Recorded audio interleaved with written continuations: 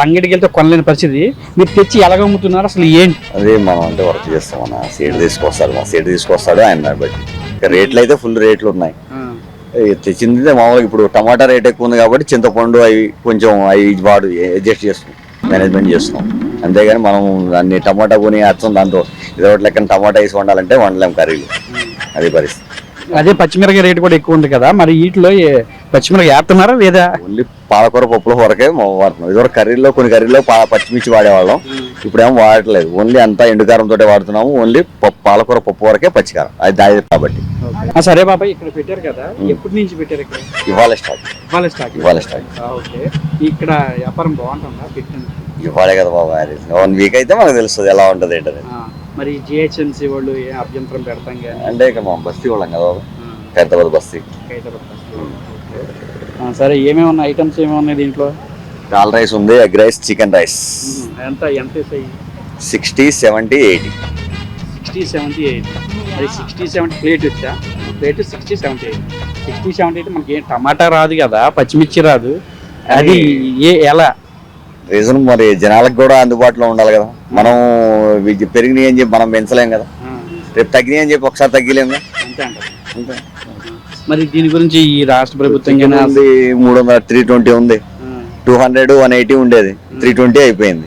ఏం చేస్తాం, ఆయన తెచ్చుకొని మరి ఇప్పుడు ఇదివరకు 4, 5, 6 పీసులు వేసేవాళ్ళం, ఇప్పుడు 4 పీసులు వేస్తున్నాం. పబ్లిక్ ఏమన్నా అంటే రేట్ ఎట్లా ఉందమ్మా అంటున్నాం.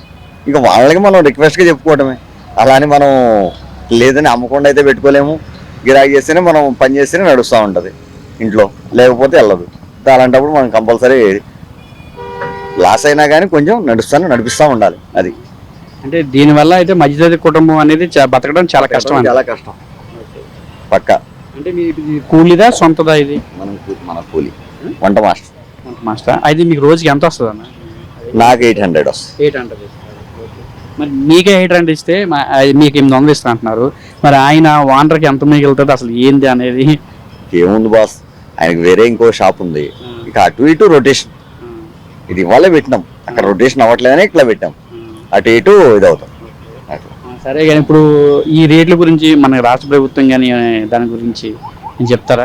ఇక్కడ పక్కింటి వాళ్ళే మన గురించి ఎవరు మాట్లాడుకోరు. ఇక రాష్ట్ర ప్రభుత్వాలు, కేంద్ర ప్రభుత్వాలు మన గురించి ఏం మాట్లాడుకుంటాయి బాస్? వాళ్ళు చూసుకొని జేబులు నింపుకోవడం సరిపోతాయి, అంతే. మరి సామాన్య ప్రజలను పట్టించుకునే వాళ్ళు ఎవరు ఉన్నారు? మరి ఏమో కేసీఆర్ గారు ఇది తెలంగాణ అభివృద్ధి బాగా చేసినాము అది అని చెప్పేసి అని అంటాడు ఆయన. ఏం చేసిండు? పార్కులు అవి కట్టించాడు. ఏమన్నా పేదవాళ్ళకి లేని వాళ్ళకి ఏమైనా ఇల్లు కట్టించిండా, లేకపోతే ఏమన్నా ఎవడు లేనోడు ఎవడున్నాడో ఏమన్నా చూసి ఏమన్నా ఇది చేసి ఇచ్చిండా?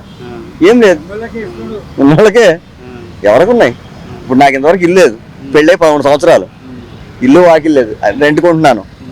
ఎవడు నిజమైన ఇల్లు వాకిల్ లేదు, పొలం లేదు, ఎకరం పొలం ఇస్తా, 25 పొలం ఇస్తా, 6 ఎకరం పొలం ఇస్తా లేని వాళ్ళకి అని చెప్పి మాటలే కానీ ఎవడు చేసినోడే ఉన్నాడు. ఎవరు వచ్చినా అదే జరుగుతుంది. మన ఏరియా మొత్తం ఇది ఖైరతాబాద్ ఏరియాలో మొత్తం ఇళ్ళని పడేశారు, మళ్ళీ కొత్తగా ఇచ్చారు కదా, పట్టాలన్నీ ఇచ్చారు. మీకు రాలేదు? లేని వాళ్ళకి ఇచ్చారా? ఇస్తే ఎందుకుంటారు బాబు? వాళ్ళ పార్టీలో ఉన్న ఎమ్మెల్యేనే విజయారెడ్డి మా పార్టీ నుంచి పక్క ఇది అయిపోయింది, వేరే ఇదవని అని, దాంట్లోనే లొసుకులు అయినాయి అని.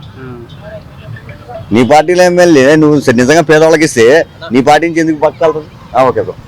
మరి దళిత బంధు ఇస్తున్నాను అందరికి, చాలా మంది పేదలకి ఇస్తున్నానని చెప్పేసి అంటారు. కౌలు చేసుకునే వాళ్ళకి ఏమన్నా వస్తున్నాయా? రైతులకు పొలం ఉన్నోడికి వస్తున్నాయి, నువ్వు పొలం ఉన్నోడి నీకు వస్తాయి, నాకు వస్తాయా? చేసుకునేవాడికి, కూలి చేసుకునేవాడికి దళిత బంధు అంటారు. దళిత బంధే, కూలి చేసుకునే వాళ్ళకి రావుగా. పొలం ఎవరి పేరున్నో వాళ్ళకి వస్తాయి. ఇది దళిత బంధు అని చెప్పి నాకు కేసీఆర్ గారు అంటున్నారు కదా, అది ఎంతమందికి వచ్చింది అనేది రాలేదు బాస్. మాకైతే వర్క్ చేస్తున్నాము, మనకి వచ్చినవి రాలేదు. లేదు, ఇంటర్ కాస్ట్ మ్యారేజ్ మనది, మనకైతే వచ్చింది అయితే ఏం లేదు. మనమైతే నాకు మ్యారేజ్ అయిన 3 yearsకి రేషన్ కార్డు వచ్చింది. నేను ఏ ప్రభుత్వాన్ని దేన్ని ఇది లేదు, వర్క్ మేము నమ్ముకొని పని చేసుకుంటా ఉంటాను. ఎవరిలో వస్తారు ఏదో చేస్తారని చెప్పి ఇది చేసేవాడిని కాదు. ఏంటి, ఏ ప్రభుత్వం వచ్చినా ఎవరు వచ్చినా కానీ మనకు వచ్చేది ఏం లేదు, ఒరిగేది ఏం లేదు, ఎవరు చేసేది అయితే ఏం లేదు. 3 yearsకి వచ్చింది, అది కూడా ఏది, నాకు రేషన్ కార్డు ఇప్పిస్తానంటే మీకు వేస్తాను ఓటు అని చెప్పేసి అని ఇచ్చేస్తే పైసలు తీసుకోకుండా ఓటు వేస్తే రేషన్ కార్డు వచ్చింది 3 yearsకి. అంటే నెక్స్ట్ మరి ఇప్పుడు మళ్ళీ నెక్స్ట్ కేసీఆర్ గారు వస్తారంటారా? నాకైతే నమ్మకం తక్కువ. అదేంటి అంత మాట అన్నా? లేని వాళ్ళకి ఏం చేస్తున్నాడు? నిజంగా గరీబ్ ఉన్న వాళ్ళకి ఏం చేస్తున్నాడు? ఎవరు ఉన్నోడు లేని వాళ్ళకి, ఉన్నోళ్ళకే ఇది చేస్తున్నారు కానీ లేని వాళ్ళకి ఏం చేస్తున్నారు? మరి ఇప్పుడు సర్వే అంటే ఏదైనా సర్వే జరిగిందంటే ఎవరు లేనోళ్ళు ఎవరు ఉన్నోళ్ళు వాళ్ళకి ఇల్లు ఉందా వాకిలు ఉందా అన్నీ ఎంక్వైరీ చేసుకొని ఇది చేసుకోవాలి. అంతేగాని ఏదో ఎవరో అప్లికేషన్లు పెట్టామని ప్రతి వాళ్ళకి ఇది చేసుకున్న వచ్చిన అందుట్లో 10 మందికి ఇచ్చాము ఇచ్చేసినాం మేము ఇల్లు అంటే అది ఉన్నోళ్ళకి ఇచ్చినామా లేనోళ్ళకి ఇచ్చినామా ఎవరికైనా అర్థమవుతుంది. అంటే ఇప్పుడు ఎవరు వస్తారని మీరు అంటున్నారు? ఏది క్లారిటీగా రాదు, తెలీదా? ఏది క్లారిటీగా రాదు బ్రో. రెడ్డి గారు ఏమో మేము సీఎం ఆయన అంటారు. ఏమన్నా పొత్తు కలిస్తే వస్తాయి. ఉన్నోళ్ళకే ఇల్లు వస్తున్నాయి, ఉన్నోళ్ళకే ఇల్లు వస్తున్నాయి, వాళ్ళే కిరాయిలకి ఇచ్చేసుకొని ఇది చేస్తున్నారు. లేనోళ్ళు లేనోళ్ళు అంటాం. మరి మరి అందరికి డబుల్ బెడ్రూమ్ ఇల్లు ఇచ్చాను, దళిత బంధు ఇచ్చాను, ఏం చెప్పిందా అదే చెప్పారు విజయారెడ్డి. మన పిజార్కి బేటీ విజయారెడ్డి టీఆర్ఎస్ లోనే ఇదైంది. టీఆర్ఎస్ గెలిచి మరి ఇప్పుడు కాంగ్రెస్ లో మళ్ళీ ఎందుకు జాయిన్ అయింది? ఇళ్ళ కన్నా ఫ్లాగ్ ఇది అయిపోయింది. వాళ్ళే ఎవరికో వాళ్ళకే ఇచ్చుకుంటే లేని వాళ్ళకి ఇచ్చినా ఏదో 4 పేర్లు అయితే చూపిస్తారు, 4 మనుషులు చూపిస్తారు వాళ్ళు వచ్చినప్పుడు అంతే. టీఆర్ఎస్ పార్టీ వల్ల పేద ప్రజలకి న్యాయం లేదు, ఏం లేదు. ఇదైతే పక్క. నెక్స్ట్ మీరు ఓటు ఎవరికి వేయాలనుకుంటున్నారు? నేను ఈసారి ఎవరికి వేయదలుచుకోలేదు బ్రో. అదేంటారు అంత మాట అన్నారు? నాకు ఎవరి మూలంగా ఏం ఉపయోగం లేనప్పుడు నాది నేను చేసుకుని ఇది అవుతున్నప్పుడు తిన్నా ఎవడొచ్చి అడిగేవాళ్ళు లేడు, తినకపోయినా ఎవడొచ్చి అడిగేవాళ్ళు లేడు. మరి ఎవరికేసి ఎవరికి ఉపయోగం ఏంటి? నాకు వాళ్ళ వల్ల నాకు ఉపయోగం ఏమైనా ఉంటే నేను ఏమైనా చేయగలుగుతాను. వాళ్ళ వల్ల నాకు ఏమైనా ఉపయోగమా? అరేనా ఓటు ఎవరికి అయినా అంటున్నారు కదా, ఎవరికైనా ఒక్కరికైనా మంచిలకైనా వేయాలి కదా. అదే స్వాతంత్ర అభ్యర్థికి పోటీ చేసే వాళ్ళకైనా అంటే ఈసారి కాంగ్రెస్కి వేద్దామని ఆలోచన ఉంది. కాంగ్రెస్ వాళ్ళు ఉన్నప్పుడు రేట్లు అన్ని లేని వాళ్ళకి ఉన్న వాళ్ళకి అన్ని రేట్లు అయితే రీజనబుల్ గా ఉండేవి లేని వాళ్ళకి. అందుకని నేను ఫస్ట్ నుంచి కాంగ్రెస్ టీఆర్ఎస్కి వేసాను 2 times. ఇదేం లేదు నాకు. ఈసారి అయితే కాంగ్రెస్కి వేద్దాము. వాళ్ళు ఉన్నప్పుడు ఏంటంటే మిడిల్ క్లాస్ వాళ్ళు లేని వాళ్ళకి అందరికీ మధ్యతరగతిలో ఉన్న వాళ్ళందరికీ రేట్లు రీజనబుల్గా ఉండేవి. పప్పులు కానీ ఉప్పులు కానీ ఏమైనా కూరగాయలు కానీ రీజనబుల్గా ఉండేవి. ఈసారి కాంగ్రెస్కి వేద్దామని ఆలోచన. కేసీఆర్ సారు మరి ఏంటంటే బంగారు తెలంగాణ అని చెప్పేసి ఫ్లైఓవర్లని, పార్కులని, అంబేద్కర్ విగ్రహాలని, సచివాలయం అని చెప్పేసి పెద్ద హంగామాతో ఓపెన్ చేసి అదే మరి ఇట్లా స్తూపం అని బాగా మామూలుగా లేదు. ఆ ఓపెనింగ్ అయితే అసలు కన్నులు విందుగా ఉంది. అబ్బా హైదరాబాద్ అంటే ఇదిరా అన్నట్టు ఉంది. మరి మీరేమో ఒకసారి ఆయన ఇలా అన్నారని అంటున్నారు. వల్ల మనకి లేని వాళ్ళకైతే ఎవరు ఉన్నోళ్ళు లేనోళ్ళు ఏ పార్టీ వచ్చినా ఎవరున్నా కానీ ఉన్నోళ్ళు ఎవరు లేనోళ్ళు ఎవరు కరెక్ట్గా క్లారిటీగా వాళ్ళకి ఇల్లు ఉందా, భూమి ఉందా, పొలం ఉందా అని క్లారిటీగా ఇచ్చేసి వాళ్ళకి ఇస్తే మీకు ఇది అవుతుంది. వాళ్ళ పేరు చెప్పుకుంటాం. ఎవళ్ళు ఉన్నోళ్ళకే ఇల్లు ఇచ్చి డబల్ ఇల్లు ఇచ్చేసి వాళ్ళకే వాళ్ళు మేము కిరాయికి ఉండాలంటే మళ్ళీ పేదవాళ్ళకి ఇల్లు ఇచ్చామంటే ఎవరికి ఇది చేసినట్టు ఏమని చెప్తాం మేము? కేసీఆర్ గారు అసలు ఈ తెలంగాణ రాష్ట్ర ప్రజలకైతే ఏం చేయలేదు. లేని వాళ్ళు ఎప్పుడు లేని వాళ్ళే ఉన్నారు. 100 మంది లేని వాళ్ళు ఉంటే 100 మందిలో 10 మందికి ఇళ్ళు వచ్చినాయి. మిగతా 90 మంది ఎడకెళ్ళి ఉండాలి. రోడ్లు మీద పడుకోవాలా, చెట్ల కింద పడుకోవాలా? నువ్వు చెట్లు పెంచుతున్నావు, పార్కులు పరుస్తున్నావు అంటే పార్కుల్లో పోయి పడుకోవాలా? పార్కులు ఊరుకుంటారా పోలీసు వాళ్ళు? పడుకోనికి కిరాయిలకి ఉండాలి. ఇక్కడ రేట్లు ఏమో ఇట్లున్నాయి, సరుకుల రేట్లు, కూరగాయల రేట్లు. మరి ఆయన ఏమి దేనికి ఇది లేకుండా ఎట్లా ఇది అవుతాం? ఈ ప్రభుత్వం అయితే మీకైతే వ్యతిరేకమే. మీరు వ్యతిరేకం అంటే వ్యతిరేకం నిజంగా లేని వాళ్ళకి అందరికీ ఒకే సమాంతరం ఇది ఉండాలి. హై క్లాస్గా ఇది చేసి రేట్లు పెంచితే ఉన్నోడు కొనుక్కుంటాడు. లేనోళ్ళు ఏం చేస్తారు? ఇప్పుడు పప్పు తినాలంటాడు, మిగిలితే ఇంటికి తీసుకెళ్తున్నాం కూరలు. ఇదివరకు ఇంట్లో వండుకునేవాళ్ళం. అట్లా పరిస్థితి. కూరగాయలు కానీ ఏమైనా కొనుక్కోవాలన్నా కానీ మిడిల్ క్లాస్ వాళ్ళు బతకడం అనేది చాలా కష్టంగా. 4000 నెల వచ్చేసరికి నెల కిరాయి, రూమ్కి, లైట్ బిల్లు, నల్లా బిల్లు. మరి ఏమిది మరి బంగారు తెలంగాణ అంటున్నారు కదా. మొత్తం బంగారు ఉన్నోళ్ళకే బంగారు, ఉన్న వాళ్ళకైతే బంగారు తెలంగాణ, పేదవాళ్ళకైతే ఏం లేదు.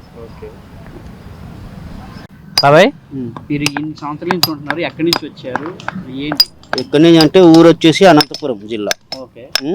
ఉండేది ఇక్కడ road number 12 Banjara Hills NBT Nagar. పని చేయబట్టి చిన్నప్పుడు మంచి చేస్తున్నాం. 10 ఏళ్ళు ఉన్నప్పుడు మంచి. అనంతపురం అంటే ఆంధ్రానా? ఆంధ్ర నుంచి వచ్చి అంటే ఇప్పుడు చిన్నప్పుడు మంచి ఇక్కడే ఉన్నాము, అన్నీ ఇక్కడే ఉన్నాయి. మొత్తం ప్రాపర్టీ మొత్తం ఇక్కడే. మొత్తం ఫ్యామిలీతో ఎంత ఇక్కడికి వచ్చేసారు? అందరు ఇక్కడే వచ్చి అంటే పిల్లలు అంతా మ్యారేజ్ కూడా అక్కడోలే. మ్యారేజ్ అయిపోయింది, పిల్లలు కూడా ఇక్కడే చదువుతారు. అన్ని పిల్లలు కూడా ఇక్కడే ఉన్నాయి.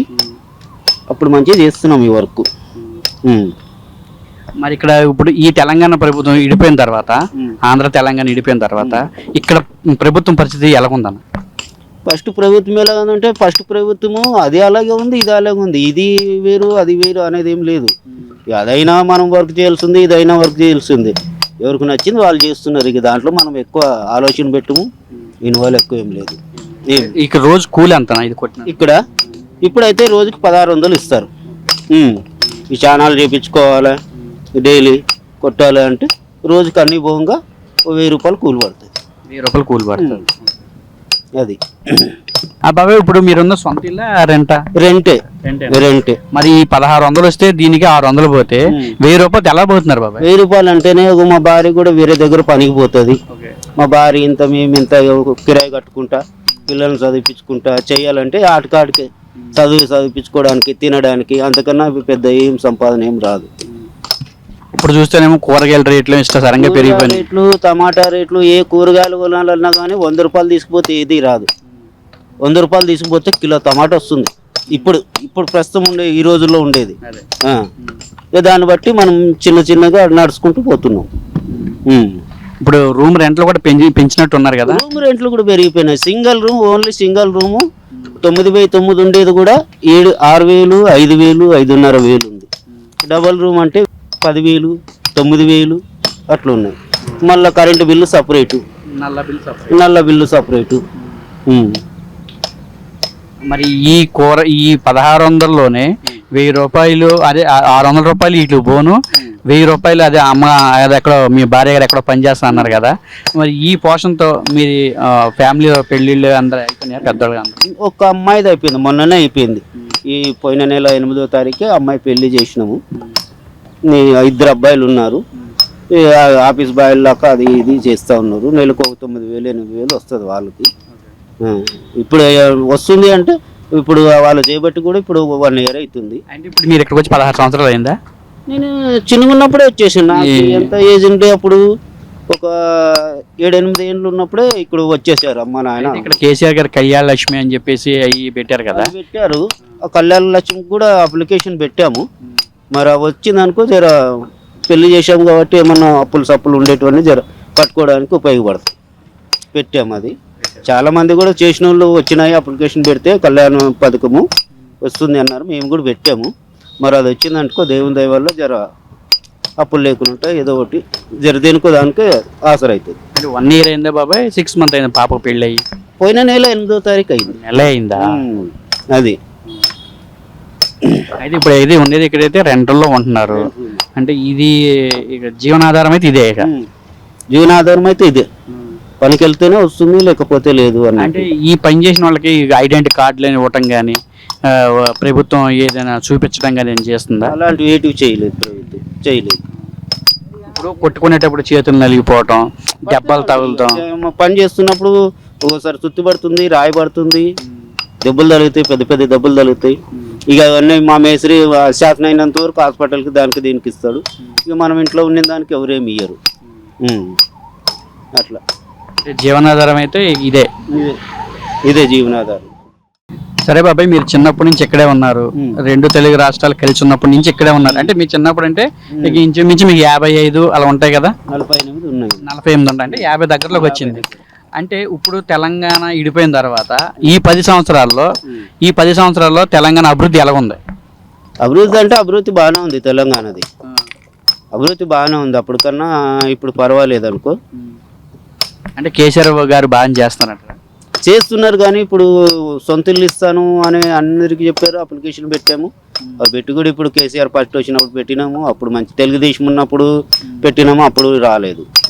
ఇప్పుడు పెట్టినాము, ఇంకా ఇప్పటికైతే ఇయ్యలేదు. అయినా మరి ఇస్తాడు, మరి తర్వాత లేదు తెలియదు. ఇలా బలహీన వర్గాలు ఉన్నారు కదా, బలహీన వర్గాలకి వాళ్ళకి నేను చాలా చేస్తున్నాను అని చెప్పేసి కేసీఆర్ గారు పెద్ద మీటింగుల్లో చెప్పడం అయితే జరుగుతుంది. ఏమో కానీ ఇక్కడైతే మాకేం చేయలేదు. ఇక్కడైతే ఏం చేయలేదు.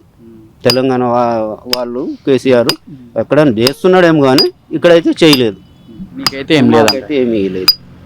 ఇప్పుడు నెక్స్ట్ ఎలక్షన్స్ వస్తున్నాయి కదా, ఇప్పుడు మీరు ఏ పార్టీ కావాలనుకున్నా మళ్ళీ కేసీఆర్ గారికి ఓటేస్తా అంటారు? ఇప్పుడు మళ్ళా కేసీఆర్ గారు అంటే ఈయన ఇప్పుడు కళ్యాణ పథకాలు ఇవన్నీ పెట్టాడు కదా, ఇండ్లు ఇస్తా అంటున్నాడు.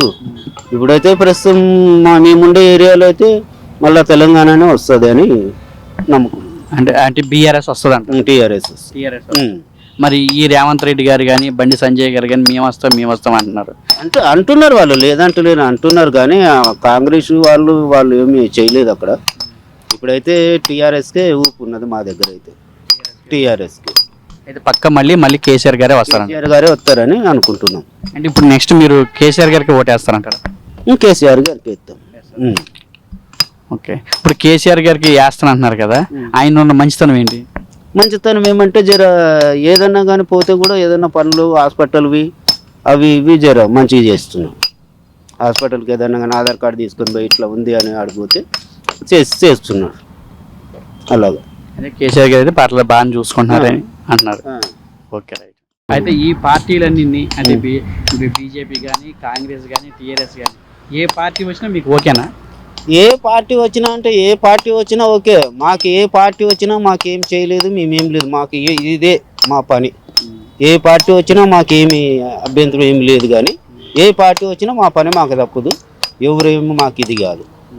అంటే మీకు అన్ని పార్టీలు ఒకటే? అన్ని పార్టీలు ఒకటే. ఇక మేము చేసుకుని తినేదాకా ఎవరేమో మాకు ఇది అభివృద్ధి చేసుకోండి అనేసి ఏమి పథకాలు ఏమి వేయలేదు, ఏమీ చేయలేదు ఇప్పుడు దాకా. ఇక అందరూ ఒకటే, ఏ ప్రభుత్వం వచ్చినా కానీ అంతే. ఏ పార్టీ వచ్చినా కానీ మాకు ఏమి చేయలేదు, ఏది చేయలేదు. మేము ఎవరి కోసం ఆశించలేదు కూడా ఇప్పుడు దాకా. ఏది వచ్చినా కానీ మా అభివృద్ధి మాకు తప్పదు. ఇప్పుడు బీసీ కార్పొరేషన్ అని చెప్పేసి కేసీఆర్ గారు పెట్టారు కదా, ఏంటి ఏ అప్లికేషన్ పెట్టినా మేము చేస్తాం బీసీ వాళ్ళకి అంటున్నారు కదా. ఆ అప్లికేషన్ పెట్టిపోతే ఏం అడుగుతారంటే 100 అడుగుతున్నారు, ఓటర్ ఐడి అడుగుతున్నారు, ఆధార్ కార్డు అడుగుతున్నారు, క్యాస్ట్ అడుగుతుర్రు, ఇన్కమింగ్ సర్టిఫికేట్ తీసుకురా అంటుర్రు. ఇవన్నీ తిరగాలంటే నెలలు పడుతుంది, టయానికి ఇయ్యరు. అవి పెట్టలేదు, పోయినాం పెట్టాలని అవన్నీ అడిగిర్రు, అవన్నీ లేవు. ఇప్పుడు అవన్నీ పెట్టి చేయాలంటే మన నెల రోజులే ఇస్తామన్నారు. ఇప్పుడు పెడదామని పోయినా కానీ నడవదు అంటున్నారు. దానివల్ల మేమేం పెట్టలేదు దానికోసం. అది అంటే ఆఫీసుల దగ్గరికి వెళ్ళారా మీరు? వెళ్ళాము. వెళితే ఇవే అడిగారు, ఇన్కమింగ్ సర్టిఫికేట్ తీసుకురా, క్యాస్ట్ సర్టిఫికేట్ తీసుకురా. మరి మీరు ఎప్పటి నుంచి ఇక్కడ ఉన్నారు కదా, అవన్నీ మీకు లేవా? అవన్నీ ఎవరిని అడుగుతాం మేము కథ. ఈరోజు కూలి దొరికిందా లేదా, ఎక్కడ దొరుకుతుంది పని, మనం ఇది చూసుకుంటున్నాం. కానీ అవన్నీ తిరగాలంటే అవుతుంది. నెల వచ్చే లోపల రెంట్ వస్తుంది, రెంట్ కట్టాలా. ఇవన్నీ సమస్యలతోటి ఎక్కడ తిరగలేక ఇదైంది. అంటే బీసీ కార్పొరేషన్ అయితే అప్లికేషన్ అయితే పెట్టారు కానీ ఇవన్నీ అడుగుతున్నారు అనమాట. ఓకే, అడిగి మళ్ళీ అన్ని మీరు రిటర్న్ వచ్చేసినాం. మేము ఇవన్నీ అడిగేసినాక వాళ్ళు చెప్పినాక రిటర్న్ వచ్చినాం. అవి తిరగాలంటే తిరిగితే కూడా వచ్చే లోపల నెల పడుతుందో 2 నెలలు పడుతుందో. అంత లోపల ఇది ఉండదు. పెట్టి లాభం ఏముంది అనుకొని వదిలేసుకున్నాం. ఇప్పుడు మన హైదరాబాద్లో ఓలా ఊబరు పెరిగిపోయి ఎక్కడ కిరాయిలు లేక సరిగ్గా డ్రైవింగ్ లేక, ఇక ఇప్పుడు మన ఏదైనా నెక్లెస్ రోడ్డు పక్కన పెట్టుకొని ఒక ట్యాక్సీ అన్న పడుకుని ఉన్నాడు. అతని గురించి ఒకసారి ఆయన మాటల్లో అసలు ఏం జరుగుతుంది ఏంటి ఒకసారి తెలుసుకుందాం అన్న. ఇప్పుడు మీరు బండి పక్కన పెట్టి పడుకున్నారు కదా, ఈ కిరాయి లేక పడుకున్నారా లేకపోతే విశ్రాంతి తీసుకుందామని పడుకున్నారా? లేదు, కిరాయి లేక ఇట్లా పడుకోవాల్సిన పరిస్థితి వచ్చింది. హైదరాబాద్ లో ఓలా ఊబర్ ఇవి ఏం సరిగా నడవడం లేదు, ఈ పరిస్థితికి వచ్చింది. ఇట్లా రాష్ట్ర ప్రభుత్వం దీని గురించి కొద్దిగా దృష్టి పెడితే బాగుంటుందని. అంటే రోజుకి ఎంత తోలుతారన్న మీరు? ఇది రోజుకి వచ్చి మీకు కిరాయిలు పడతాయి కదా, దాని రోజుకి ఎంత తోలుతారు? మీ డీజిల్ పోను మీకు ఎంత మిగులుతుంది? రోజుకి 2000 సంపాదించినా అలా 700-800 డీజిల్ పోతుంది. ఒక్కొక్కసారి 1000 రూపాయలు కూడా డీజిల్ పోతుంది. అందులో 1000 రూపాయలు మిగులుతుంది. అందులో బండి ఇన్సూరెన్స్ అవి ఈఎంఐలు కట్టాల్సి వస్తుంది. సో ఏం మిగలడం లేదు. మరి కేసీఆర్ గారు ఇప్పుడు హైదరాబాద్లోని కొత్త కంపెనీలు వచ్చినాయి. ఏంటంటే ఇది మన సాఫ్ట్వేర్ కంపెనీలు వచ్చినాయి, పెద్ద మాల్స్ వచ్చినాయి. ఇక వాళ్ళ దగ్గర పెట్టినా సరే బళ్ళు కిరాయిలు వస్తున్నాయి. తెలంగాణ వచ్చినేమో బంగారు తెలంగాణ అయింది, ఎవరికి ఇబ్బంది లేదని చెప్పి కేసీఆర్ గారు అంటున్నారు. ఇప్పుడు దాన్ని బట్టి మీ బంగారు తెలంగాణ ఏం కాలే, మొత్తం వాళ్ళ ఫ్యామిలీ బాగుపడ్డది. కానీ వాళ్ళ ఫ్యామిలీ తెలంగాణ అంటారా? తెలంగాణ బాగుపడలే కానీ వాళ్ళ ఫ్యామిలీ అయితే బాగుపడ్డది. కల్వకుంట్ల ఫ్యామిలీ అయితే బాగుపడ్డది. అంటే ఇప్పుడు రైతు బంధు ఇస్తున్నారు, దళిత బంధు ఇస్తున్నారు, కళ్యాణ లక్ష్మి ఇస్తున్నారు, చాలా చేసామని చెప్పేసి కేసీఆర్ గారు మీటింగ్ లో చెప్తున్నారు. ఇప్పుడు మన తెలంగాణ ప్రజలకి ఇచ్చిందా లేదా? తెలంగాణ ప్రభుత్వం తెలంగాణ ప్రజలకు ఏమి ఇచ్చిందని మొత్తం 5 లక్షల కోట్లు తెలంగాణ అప్పు. ఎక్కడెక్కడో పరిశ్రమలు పెడతారు, ఎవరికెవరో ఉద్యోగాలు. ఎవరికి మన తెలంగాణలో అయితే తెలంగాణలో ఎవరు ఉద్యోగాలు, తెలంగాణలో అయితే ఎవరికి ఉద్యోగాలు రాలే. అంటే తెలంగాణ నిరుద్యోగులకి అయితే ఎవరికి ఉద్యోగాలు రాలే. తెలంగాణ డిగ్రీ చేసిన వాళ్ళకి నిరుద్యోగ భృతి ఇస్తానని 3,000 అని చెప్పిండు, అది ఇయ్యలే. ఇప్పుడు నోటిఫికేషన్ అని చెప్పిర్రు, రీసెంట్లీగా అది కూడా లీక్ చేసిర్రు. గ్రూప్ 4 అని చెప్పేసి మన ఏదో ఎగ్జామ్స్ అవి జరిగినాయి, దాని మీద మీ అభిప్రాయం? గ్రూప్ 4 ఎగ్జామ్ పెట్టిరు, మొత్తం అది లీక్ చేసిరు. కావాలని అలానే కొన్ని పేపర్లు అమ్ముకోవడం జరిగింది. మొత్తం వాళ్ళ ఫ్యామిలీ గురించి చూసుకుంటారు కానీ పబ్లిక్ గురించి వాళ్ళు ఏ మాత్రం శ్రద్ధ చూపించడం లేదు. మొత్తం వాళ్ళ ఫ్యామిలీ బాగుపడుతుంది కానీ పబ్లిక్ ఏ మాత్రం శ్రద్ధ తీసుకోవడం లేదు వాళ్ళు. అంటే బంగారు తెలంగాణలో మొత్తం ఈ తెలంగాణ రాష్ట్రంలో ప్రజలందరూ హ్యాపీగా ఉన్నారు, పంటలు బాగా పండుతున్నాయి, కాళేశ్వరం ప్రాజెక్టు వాటర్ వచ్చింది, అంతా హ్యాపీగా ఉన్నారని చెప్పి కేసీఆర్ గారు అంటున్నారు. రీసెంట్లీగా చూసుకుంటే మన వరంగల్లోనే చూసుకుంటే ఒక్కొక్క ఎకరానికి 10,000 పంట నష్ట పరిహారం ఇస్తుందని చెప్పిండు. అది ఎవరికి ఇవ్వలే, జస్ట్ అది హామీ మాత్రమే పెట్టిండు. అన్ని హామీలు పెట్టుకుంటూ పోతున్నారు కానీ ఎవరికి ఇవ్వడం లేదు. ఇది ఇట్లా బంగారు తెలంగాణ కాలే, వాళ్ళ కుటుంబం అభివృద్ధి అయింది కానీ తెలంగాణ మాత్రం ఏ మాత్రం అభివృద్ధి కాలేని నేను. అంటే ఈ కేసీఆర్ గారు ఏమన్నారంటే ఈ తెలంగాణ మాత్రం మొత్తం మన భారతదేశంలో ఏమేమి రాష్ట్రాలు ఉన్నాయి అందరికి ఆదర్శం, నెంబర్ 1 స్థానంలో ఉందని చెప్పేసి ఆయన అంటున్నారు.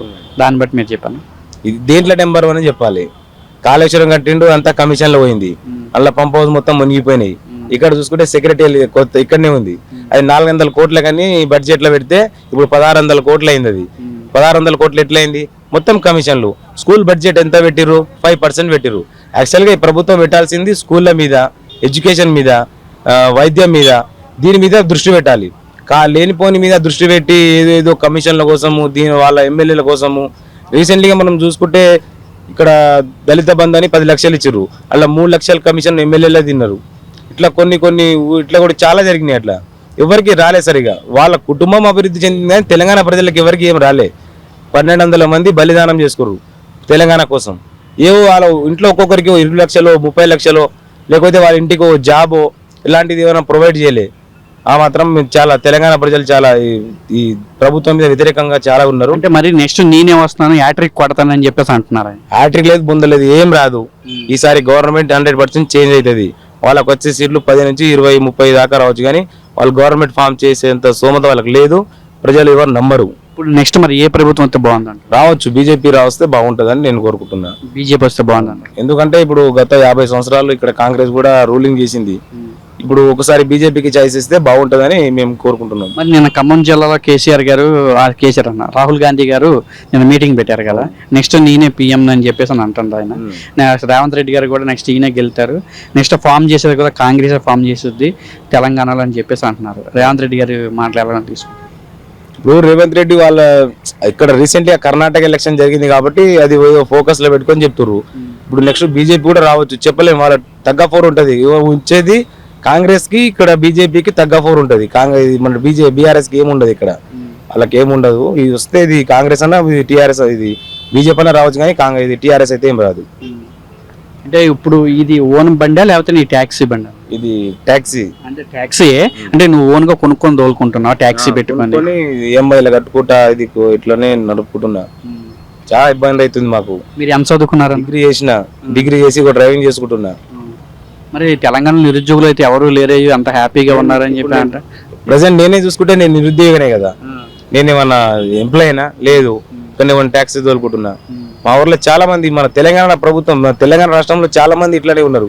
అంతా నిరుద్యోగులే, ఉద్యోగం ఎవరికి రాలే. మరి కేటీఆర్ గారు పెద్ద పెద్ద కంపెనీలు కోట్లు పెట్టుబడులు పెట్టి కంపెనీలు తీసుకొస్తున్నారు కదా, ఎక్కడ వాళ్ళ ఎవరికి ఎంత మంది జాబ్ ఇచ్చారు? ఏది లేదు, జస్ట్ వాళ్ళ ఏదో పేపర్ అడ్వర్టైజ్మెంట్ కోసం టీవీల ముందు చెప్పుకుంటాం కానీ ఏం లేదు అక్కడ. ఎవరికి ఇచ్చింది ఒకసారి చూపిస్తే కూడా, వాళ్ళకి చూపిస్తే కూడా బాగుంటుందని నేను అనుకుంటున్నాను. అంటే నిరుద్యోగులకి అయితే ఏం లేదు.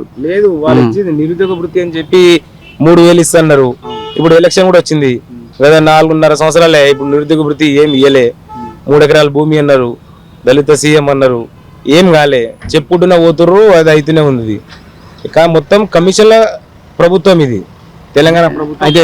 అయితే నెక్స్ట్ మీకు బీజేపీ వస్తే బాగుంటుంది. బీజేపీ వస్తే ఒకసారి వాళ్ళకు కూడా ఛాయిస్ ఇస్తే బాగుంటుందని నేను అనుకుంటున్నా. ఇప్పుడు ఆల్రెడీ హైదరాబాద్ అంతా డెవలప్ అయిపోయింది కదా, ఆల్రెడీ డెవలప్ ఉండే హైదరాబాద్. ఏదైనా వచ్చి డెవలప్ చేసినంటే ఏం డెవలప్ చేయలే. ఎక్కడున్నా అక్కడనే ఉన్నాయి, ఎక్కడ వేసిన గొంగడు అక్కడనే ఉంది. కేసీఆర్ ప్రభుత్వం చేత డెవలప్ ఏం కాలే. మరి ఈ పెద్ద పెద్ద సెక్రటరీలు కట్టిండు, మరి అంబేద్కర్ విగ్రహం పెట్టిండు, అక్కడ అమరవీరుల స్తూపం పెట్టిండు, పెద్ద పెద్ద ఇది ఫ్లైఓవర్లన్నీ ఓపెన్ చేశారు. ఎక్కడ చూసినా ఓపెనింగ్ ఓపెనింగ్ ఓపెనింగ్ అని అంటున్నారు. ఇప్పుడు దానివల్ల రాష్ట్ర ప్రజలకైనా ఉపయోగం అని ఉందా, లేకపోతే రాష్ట్ర ప్రజలకి ఏమైనా ఇస్తున్నారా ఆయన? రాష్ట్ర ప్రభుత్వం ఇది మన తెలంగాణ ప్రభుత్వానికి ఉపయోగం ఏం లేదు. కల్వకుంట్ల కుటుంబానికి ఉపయోగం ఉంది. తెలంగాణ ప్రభుత్వానికి ఏ విధంగా ఉపయోగం ఉంది? మన బడ్జెట్ చూసుకుంటే ఏ విధంగా వీళ్ళు ముందుకు పోతున్నారు.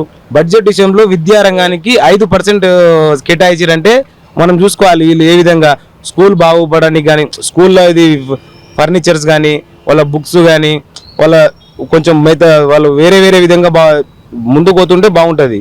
ఉన్న బళ్ళు అట్లనే ఉన్నాయి, ఎక్కడ వేసినా గొంగడు అక్కడనే ఉంది, ఎక్కడ చూసినా కమిషన్ అన్న. ఇప్పుడు బంగారు తెలంగాణ అంటున్నారు కదా, ఇప్పుడు సిటీకి వస్తే వదిలేద్దాం. సిటీ అంటే అదే అందరూ వస్తారు, డెవలప్ చేస్తారు. పల్లెటూళ్ళకి వచ్చేపాటికి ఇప్పుడు పల్లెటూళ్ళని చాలా స్కూళ్ళు తీసేస్తున్నారు. చాలా మంది నిరుద్యోగులు ఉన్నారు. ఏంటంటే ఇది టీచర్లు ఉద్యోగం చేసి చేద్దామని రాసిన వాళ్ళు కానీ ఉన్నవాళ్ళు కానీ ఉన్నారు. దాని మీద మీ అభిప్రాయం చెప్పండి. ఇప్పుడు డిఎస్సి నోటిఫికేషన్ వస్తే టీచర్లు కూడా కొంత చాలా మంది ఇప్పుడు నిరుద్యోగులు ఉన్నారు. వాళ్ళు అప్లై చేసుకొని ఏదో ఒకటి జాబ్ చేస్తారు. వాళ్ళకి ఇప్పుడు ఎట్లయినా వాళ్ళు జాబ్ చేస్తారు. ఇప్పుడు నోటిఫికేషన్లు ఇస్తలేరు. ఇచ్చిన నోటిఫికేషన్లు ఏమో ఇట్లా లీకులు అవుతున్నాయి. గత 9 సంవత్సరాల నుంచి ఇప్పుడు నోటిఫికేషన్ ఇవ్వలేదు. రీసెంట్గా గ్రూప్ 4 ఇప్పుడు వేస్తే మళ్ళీ లీక్ చేసిండ్రు. ఇట్లా లీకుల ప్రభుత్వం అవుతుంది ఇది. ఇప్పుడు స్కూల్లో చూసుకుంటే ప్రైవేట్ సంస్థనే బాగుపడుతుంది, కానీ స్కూల్లో విషయాన్ని వస్తే మనం స్కూల్లో చూడొచ్చు. వాళ్ళకు సరిగా టీచర్ రాకపోవడం కానీ, ఇప్పుడు ప్రభుత్వ స్కూల్ అంటేనే ఇప్పుడు పట్టించుకోకుండా మొత్తం ప్రైవేట్లో మనం గవర్నమెంట్ స్కూల్లో పంపిస్తే ఎట్లా చదువు చెప్పరు, మనం పాడుకోనికి వస్తారు. ఇట్లా వాళ్ళ మీద ఉన్న మొత్తం అభిప్రాయం మొత్తం ఎట్లయిందంటే గవర్నమెంట్ స్కూల్ పంపిస్తే మన పిల్లలు చదువుకోరు, మన పిల్లలు బాగుపడలేరు. ప్రైవేట్ల మీద వాళ్ళ కొంచెం ఎక్కువ రాబడి వస్తుందని చెప్పి ప్రైవేట్ స్కూల్కి వాళ్ళు మొగ్గు చూపుతున్నారు. అంటే పల్లెటూళ్ళు అయితే స్కూల్ మూపించేస్తున్నారని మీ అభిప్రాయం? ఎక్కడ ఉంది? మా ఊర్లో చూసుకుంటే స్కూల్ మొత్తం బంద్ అయింది. దేనికి? మా ఊర్లో గత చూసుకుంటే 2000 మంది ఉంటారు మన పబ్లిక్. అది ఏ ఊరు అన్నది? మాది పల్లెజల్ గతండ, ఇక్కడ కడతల్ మండల్, రంగారెడ్డి డిస్టిక్. అక్కడ చూసుకుంటే స్కూల్ సరిగా ఇద్దరే సార్లు వస్తారు. గత చూసుకుంటే అందులో 200 మంది విద్యార్థులు ఉంటారు. వాళ్ళు మొత్తం వేరే ఊరికి పోవడం, వేరే మండలానికి పోవడం, ఇట్లా వేరే ప్రైవేట్ స్కూళ్ళకి పోవడం, ఇట్లాంటివి జరుగుతున్నాయి. వాళ్ళ గవర్నమెంట్ స్కూల్లో మంచి మంచి ఫర్నిచర్స్, మంచి బుక్స్, వాళ్ళకు మంచి బట్టలు ఇట్లా ప్రొవైడ్ చేస్తే సార్లు వాళ్ళకు 4 ఉన్న సార్లు 5, 6 చేస్తే వాళ్ళు కూడా బాగుంటుంది. ప్రైవేట్ స్కూల్ 10, 5, 6 టీచర్లు పెడితే బాగుంటుంది అని. ఇప్పుడు గవర్నమెంట్ స్కూల్లో చూసుకుంటే ఒక స్కూల్లో హెడ్ మాస్టర్ ఉంటారు, 4, 5 టీచర్లు ఉంటారు. అక్కడ ఎవరు ఉండరు, ఒకరే టీచర్ ఉంటారు. ఇప్పుడు 1st క్లాస్ నుంచి 5th క్లాస్ వరకు ఒకరే సార్ చూసుకుంటారు. అంటే ఒకసారికి ఒక సబ్జెక్ట్ మీదనే బేస్ ఉంటుంది, నాలెడ్జ్ ఉంటుంది. అన్ని సబ్జెక్టులు అయితే చెప్పలేరు కదా. ఇప్పుడు 1st క్లాస్ నుంచి 5th క్లాస్ వరకు అంటే ఎన్ని పీరియడ్లు ఉంటుంది, ఎంతమంది సార్లు ఉంటారు. ఇప్పుడు ఏం లేవు. ఇప్పుడు ప్రైవేట్ స్కూల్లో చూసుకుంటే ఒక పీరియడ్కి ఒక సార్ ఉంటారు. ఇప్పుడు 5 సబ్జెక్టులు ఉంటే 5 సార్లు ఉంటారు, టైంకి వస్తారు. ఇక్కడ ప్రైవేట్ స్కూల్లో చూసుకుంటే మనకు టైం టు టైం ఉంటుంది. ఇట్లా గవర్నమెంట్ స్కూల్లో చూసుకుంటే అసలు ఒక్కసారి ఉంటారు. ఇప్పుడు అన్ని 1st to 5th వరకు ఒకటే సార్ మెయింటైన్ చేసుకుంటాడు. అలా హెడ్ మాస్టర్ రారు, మేడమ్స్ ఉండరు, సార్లు ఉండరు. ఒక్కసారి మెయింటైన్ చేయడం వల్ల ఇట్లా గవర్నమెంట్ స్కూల్ పడిపోవడం జరుగుతుంది. ఇప్పుడు ఊర్లో స్కూల్లో చూసుకుంటే 1st నుంచి 5th వరకు ఉంటుంది. సో అక్కడ చూసుకుంటే తల్లిదండ్రులు ఏం చేస్తారు, వ్యవసాయం మీద ఆధారపడి ఉంటారు. వాళ్ళు వ్యవసాయానికి వెళ్ళిపోతారు. వీళ్ళు చదువుకోనికి వెళ్ళి పంపిస్తే ఒకరే సార్ ఉంటారు కాబట్టి మెయింటైన్ చేయలేకపోతున్నారు. అక్కడ ఆడుకోనికి గ్రౌండ్ ఉండదు. అక్కడ ఒకరే టీచర్ ఉంటారు, పీటీ టీచర్ ఉండరు, పీటీ సార్స్ ఉండరు. అక్కడ ఒక్కసారి ఉండడం వల్ల వాళ్ళు కొంచెం తగ్గి ఇక్కడ ప్రైవేట్ స్కూల్లో చూసుకుంటే ఒక పీటీ సార్ ఉంటారు. వాళ్ళకు ఇప్పుడు వాళ్ళు ఏ క్రీడ అంటే వాళ్ళ క్రీడ మీద ఆశ, క్రీడలు ఉంటుంది, ఇక్కడ చదువు మీద ఉంటుంది. ఏ రంగానికి పోయినా వాళ్ళది ముందు చూపు చూస్తారు వాళ్ళు. కాబట్టి ఇట్లా డౌన్ వెళ్ళిపోతుంది మనకు ప్రభుత్వ పాఠశాలలు. ఇప్పుడు ప్రభుత్వ పాఠశాలలో మంచిగా 4, 5 టీచర్లని, ఒక పీటీ సార్ని, వాళ్ళకు టైం టు టైం అన్ని మెయింటైన్ చేస్తే బాగుంటుందని నేను కోరుకుంటున్నా. ప్రభుత్వాన్ని నేను కోరేది ఏమిటంటే ప్రభుత్వ స్కూళ్ళని కాపాడండి. ఎందుకంటే ఒక ఊర్లో అందరు పైసలు ఉన్నారు, అందరు పేదవాళ్ళు ఉంటారు. వాళ్ళ పేదోళ్ళని ప్రైవేట్ స్కూల్లో చదివించలేరు, వాళ్ళకి కొంత స్తోమత ఉండదు. కాబట్టి మన ప్రభుత్వాన్ని నేను కోరేది ఏంటంటే అన్ని సౌకర్యాలు ప్రభుత్వ పాఠశాలలో కలిగించి ఓ 5 సార్లని, ఓ పీటీ సార్ని, మంచి గ్రౌండ్ని ఇట్లా ప్రొవైడ్ చేస్తే బాగుంటుందని నేను కోరుకుంటున్నాను ఈ ప్రభుత్వాన్ని. ఈ పల్లెటూర్లలో ఒక స్కూల్ అని మంచిగా బాగు చేస్తే బాగుంటుందని ఈ ప్రభుత్వాన్ని నేను కోరుకుంటున్నా. సిటీలో ఈ పెద్ద పెద్ద ఇవన్నీ ఓపెన్ చేశారు కదా, అవును. అమరవీరుల స్తూపం అని చెప్పేసి, నెక్స్ట్ వచ్చి అంబేద్కర్ అని పెట్టారు. దీని మీద పెట్టేది పల్లెటూరు మీద పెడితే బాగుంది అంటారా? అదే బాగుంటది కదా. ఒక విద్య మీద ఎంత పెట్టుబడి పెట్టినా, ఎంత బడ్జెట్లా అది 5% ఉన్నది, 20%, 30% పెట్టినా పర్లేదు. ఎందుకంటే విద్య వైద్యం మీద పెడితే బాగుంటుందని నేను కోరుకుంటున్నాను. ఎందుకంటే విద్య మీద పెడితేనే బాగుంటుంది. లేనిపోని 400 కోట్లకు కావాల్సింది 1600 కోట్లు చేసి కమిషన్లు తీయడం వల్ల ఏం లాభం?